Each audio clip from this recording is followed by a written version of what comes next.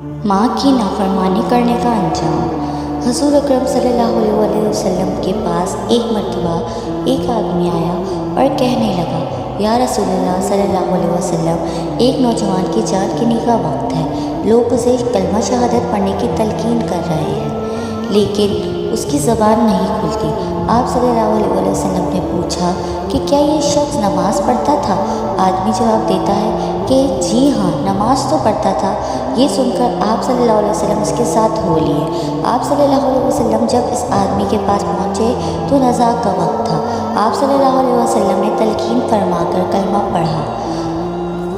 वो शख्स बोला, या रसूलल्लाह सल्लल्लाहु अलैहि वसल्लम, मुझसे नहीं पढ़ा जाता।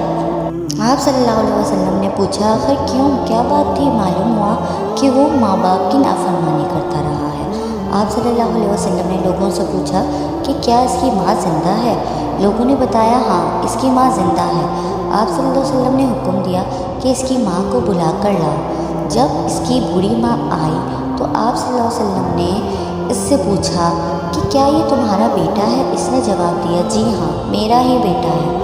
आप सल्लल्लाहु अलैहि वसल्लम ने फरमाया, ये तो बताओ, अगर एक खौफनाक आग भड़काई जाए और तुमसे कहा जाए कि अगर इसकी सिफारिश करो तो हम छोड़ दें, वरना इसको औला में झोंक देते हैं, तो क्या तुम इसकी सिफारिश करोगी?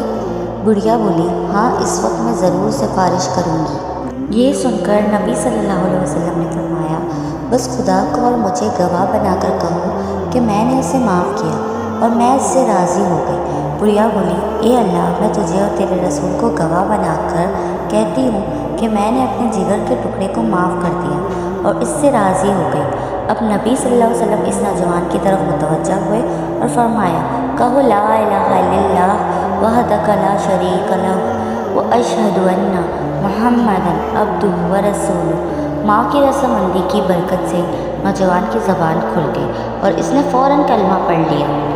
सुभान अल्लाह।